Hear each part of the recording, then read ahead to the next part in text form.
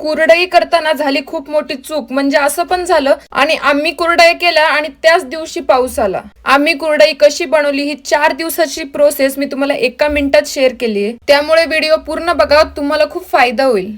आधी 3 दिवस गहू भिजवले होते, त्यानंतर चौथ्या दिवशी ते मिक्सर मधून काढले आणि असं व्यवस्थित त्याचा चीक काढून घेतला. आणि असं पातेलेला कपडा वगैरे बांधून तुम्ही असंच करता की नाही मला कमेंट करून नक्की सांगा.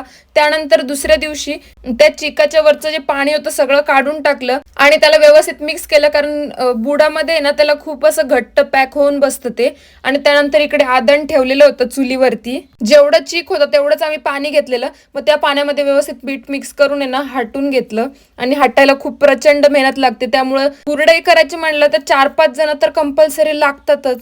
त्यानंतर हे बघा मी मस्त कुरडया पण टाकल्या. कुरडया तर पांढऱ्या झाल्या होत्या, पण त्याचं झालं असं की बाहेर ऊन नसल्यामुळे आम्हाला घरात फॅन खाली सुकवावं लागलं आणि फॅन खाली सुकवल्यामुळे त्याचा थोडासा कलर चेंज झाला होता.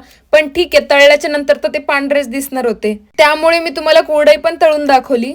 आणि तुम्हाला जर कुरडया करायच्या असतील तर ऊन वगैरे बघूनच करा.